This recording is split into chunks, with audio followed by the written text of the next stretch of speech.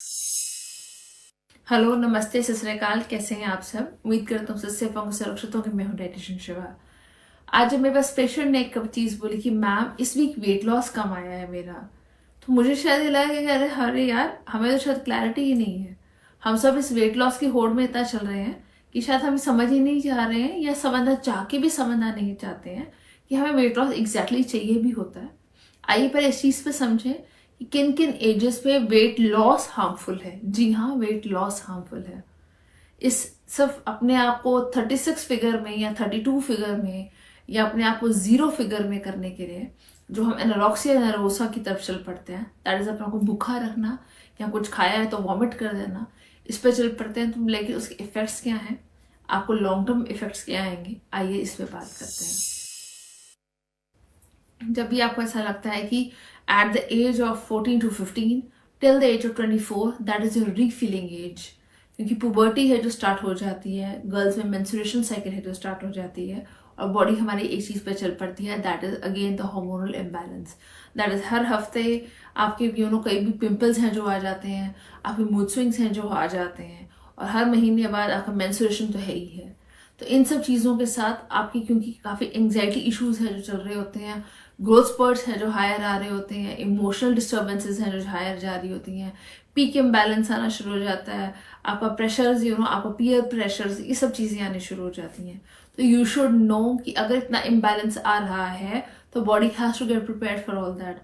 लेकिन जो बच्चे बचपन में चबी होते हैं, देन दे स्टार्ट स्टार्विंग। क्यों? क्योंकि +1 +2 आ गई है, एकदम से हम बड़े हो गए हैं, या हमने कॉलेज के लिए जाना तो खाना खाना छोड़ दो। It is as simple as that. Have you ever notice those scars, या जिन्हें हम स्ट्रेच मार्क्स के नाम पे जानते हैं? आप ये चीज समझिए कि स्ट्रेच मार्क्स अगर बॉडी पे आ रहे हैं, मतलब फैट इतना हाई था और उसको आपने क्या किया, आपने इलास्टिक रेशो कर दिया। दैट इज आपने फैट अपना हिला दिया, विसरल फैट बेसिक हिला दिया। तो कैसे शरीर थुलथुला शरीर हो जाता है, आपकी स्किन है जो लटकने लग जाती है और आप अजीब दिखने लग जाते हो। So that is all about the effects जो आप क्रैश डाइटिंग का क्रिएट करते हो इन द लॉन्गर रन। आइए इस चीज पे बात करें, क्या हमें करना चाहिए। जो स्टार्टिंग एज के होते हैं, लाइक अब 14 to 24, प्लीज अपना वेट लॉस के ऊपर जाने के बजाय इंच लॉस के ऊपर जाइए। आपका जितना इंच लॉस अच्छा जाएगा उतनी आपकी बॉडी कैपेसिटी है जो बेटर जाती है। आपने देखा होगा जो प्लेयर्स होते हैं स्पेशली, या जो एथलीट्स होते हैं, वो क्या करते हैं, उन्हें उन पेरेंट्स खिलाते हैं खाओ खाओ खाओ, लेकिन जब हम लोग स्टार्व रेशो पे चले जाते हैं तो बॉडी अपने आप को खाना शुरू हो जाती है, पूरा स्टोर फैट खाती है to one point, to certain limit, to once a day में भी, जिसकी एक मील स्किप कर दिया और पूरे हफ्ते हम प्रॉपर खाना खा रहे हैं, दैट इज ओके। लेकिन आप ये बोले 7 दिन में से 7 मील्स आप ना खाएं, तो दैट इज नॉट ओके। आइए इस चीज पर समझें। After the age of 35 starvation okay. After 35 again body starts with hormone imbalance. काफी सारे लोगों को बीपी इश्यूज, काफी को शुगर इश्यूज, कुछ नहीं तो थायराइड इश्यूज, स्ट्रेस, एंग्जाइटीज, ये सब चीजें हैं जो चलती रहती हैं, which again goes for one thing, that is hormone imbalance. And yes, आजकल तो यू नेवर नो कौन सी चीज कब आ रही है। तो मेनोपॉज किसी का 35 पे, 38 पे, 40 ईयर्स एंड 45 ईयर्स पे आना शुरू हो जाता है, तो उसके लिए भी बॉडी है जो रेडी होनी शुरू हो जाती है। तो अगर आप मेनोपॉज के टाइम पे स्टार्वेशन पे जा रहे हैं तो भी अगेन उसका कोई बेनिफिट नहीं है। आप एक चीज को समझिए कि अगर आप एजिंग पे हायर जा रहे हैं तो आपकी बॉडी की बेसिक नीड्स हैं वो अलग हो जाते हैं। क्या 50 साल की एज में आपको लगता है आप तले हुए पराठे उतने पसंदीदा से खा सकते हैं जितना आप हम 20 या 25 साल की एज में खाते थे? शायद उस टाइम तो मक्खन भी चाहिए होता है, मलाई भी चाहिए होती है, और आप उस पराठे के साथ कोई अगर सब्जी भी है तो भी खाने को मिल जाएगी तो आप खा लेंगे।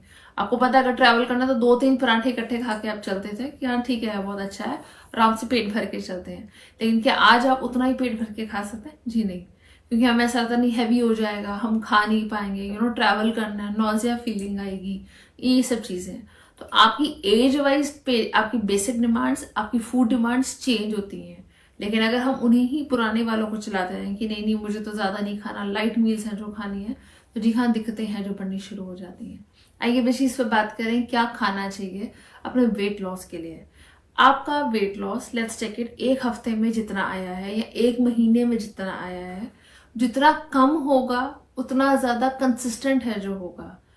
प्लीज अपना क्रैश डाइट्स पे करके डेली वेइंग स्केल्स पे चढ़िए, 5-5, 6-6 किलो एक एक हफ्तों में तोड़ देने का बहुत ज्यादा लॉजिक नहीं आने वाला। जैसे कि अगर पेशेंट्स की सर्जरी है जो होनी होती है, तो जी हाँ, ये करवाया जाता है। जो पेशेंट एक्सट्रीम ओवरवेट हैं तो उनके लिए ये करवाया जाता है। जिन पेशेंट्स को बेसिक चलना फिरना तक मुश्किल हो चुका होता है या बोन्स का इतना डीजनरेशन है जो हो जाता है कि वो अपना ही वेट नहीं सह पा रही होती, तो जी हाँ, हम ये करवाते हैं। लेकिन अगर आप बेसिक बॉडी प्रोफाइल ठीक है तो आप लोगों को इतना क्रैश डाइट में मत लाइए। अब आइए लास्ट में बात करते हैं कि रीफिलिंग ऑफ द बॉडी कैसे जाए। Refilling of the body is always with the season, it is never without the season. सर्दियों में हम मूंगफलियों वाली गच्चक है जो खाते हैं, पर मूंगफली का कॉम्बिनेशन हम अगर गुड़ के साथ खा पाए तो ज़्यादा अच्छा है, क्योंकि गच्चक अगेन जो सिंथेटिक शुगर है जो हायर होगा, गुड़ तो होगा ही नहीं लेकिन चाशनी है जो ज़्यादा होगी, तो उन चीज़ों को खाएं। आपको भुने हुए चने हैं जो ज़्यादा अच्छे खा सकते हैं, भुने हुए चनों की पंजीरी बनाई जा सकती है, क्योंकि पिन्नी है जो बनाई जा सकती है, तो उन चीज़ों को रिफिल करके खाइए। जिन फीमेल्स को बैके के बहुत ज़्यादा इश्यूज आते हैं या द टाइम मेंस्ट्रुएशन बहुत ज़्यादा इश्यूज आते हैं, तो उस पंजीरी में गोंदे हैं जो डाली जा सकती हैं। Again that helps to retain your body and retain your calcium as well. सफ़ेद तिल के साथ अगर हम ये बोलेंगे हनी चिली कॉलीफ्लावर ही खाना है, पर सफ़ेद तिल के साथ अगर आप सब्जियां खा रहे हो या सब्जियों में स्प्रिंकल कर दिया जाए, तो मुझे लगता है उस पूरे घर का कहीं पे कैल्शियम है जो कम होगा। लास्ट अबव ऑल, क्योंकि सर्दियों का टेम्परेचर है और टेम्परेचर कम जा रहा है, तो आप कॉन्स्टेंट हीटर्स के आगे रहते हैं या ऑयल रेडिएटर्स के आगे रहते हैं, तो बॉडी ड्राई आउट जोन पे बहुत ज़्यादा हेड हो जाती है। जैसे कि आपका फेस पर ड्राइनेस बहुत ज़्यादा हो जाएगी, लेग्स या आर्म्स पर ड्राइनेस बहुत ज़्यादा होनी शुरू हो जाती है, क्योंकि पानी का इंटेक है जो कम होना शुरू हो जाता है।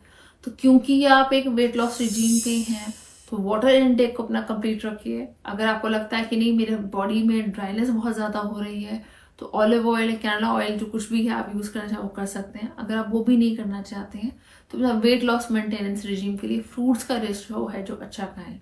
हम नॉर्मली फ्रूट्स को इग्नोर कर देते हैं, उन्हें तो देख के ठंड लग रही है, ठंड लग जाएगी, ये हो जाएगा, वो हो जाएगा, बट बेसिक आप 5 या 5:30 बजे से पहले अपना फूड का इंटेक है जो ले सकते हैं। खाना खाइए, खुश होकर खाया कीजिए।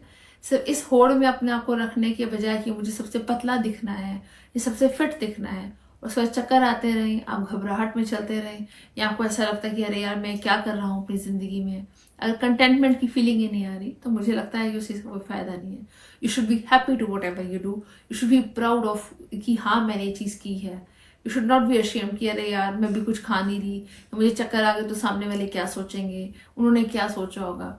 हम शायद अपने बारे के सोचने के बजाय दूसरों के बारे में ज़्यादा सोचते हैं कि वो हमारे बारे में कैसा और क्या सोच रहे होंगे। तो इन सब की चीज़ों के साथ प्लीज़ अच्छा खाना खाइए, अपनी सेहत का और खुद का ध्यान खुद से ज़्यादा रखिए। Thank you so much for joining.